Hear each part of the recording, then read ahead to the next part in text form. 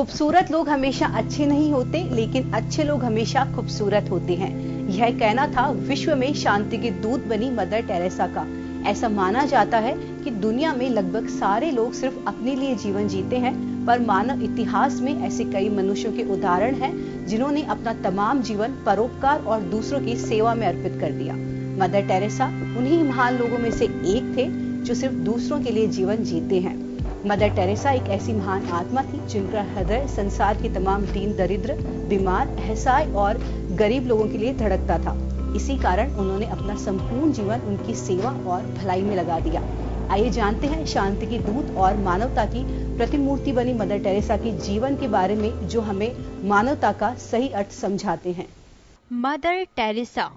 Mother Teresa का जन्म 26 अगस्त 1910 को स्कोप्जे में हुआ था। मदर टेरेसा का वास्तविक नाम अग्नेस गोंजा बोया जीजू था। सिस्टर टेरेसा आयरलैंड में 6 जनवरी 1929 को कोलकाता में लोरेटो कॉन्वेंट पहुंची।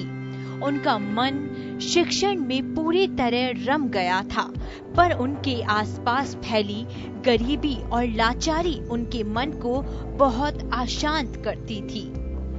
मदर टेरेसा ने पटना के होली फैमिली हॉस्पिटल में आवश्यक नर्सिंग ट्रेनिंग पूरी की और 1948 में वापस कोलकाता आ गईं और वहां से पहली बार तालतला गईं, जहां वो गरीब बुजुर्गों की देखभाल करने वाली संस्था के साथ रहीं।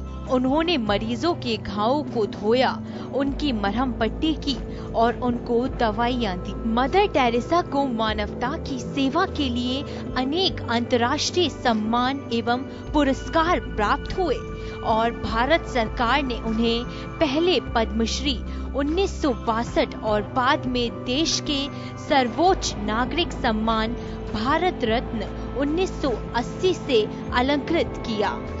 संयुक्त राज्य अमेरिका ने उन्हें वर्ष 1985 में मेडल ऑफ फ्रीडम 1985 से नवाजा। मानव कल्याण के लिए किए गए कार्यों की वजह से मदर टेरेसा को 1979 में नोबेल शांति पुरस्कार मिला।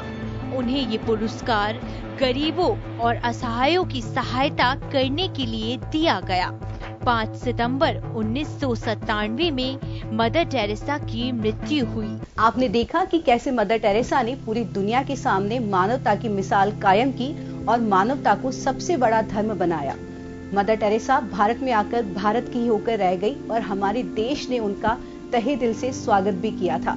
इसी नाम से मदर टेरेसा को 1979 में नोबेल शांति पुरस्कार और 1980 में भारत का सर्वोच्च नागरिक सम्मान भारत रत्न से सम्मानित किया गया था। मदर टेरेसा ने नोबेल पुरस्कार की $1,92,000 की धनराशि गरीबों के लिए एक फंड के तौर पर इस्तेमाल करने का निर्णय लिया।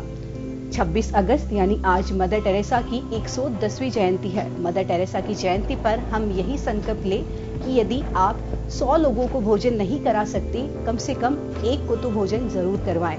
ऐसी भावना के साथ एक बार फिर मदर टेरेसा को शत शत नमन।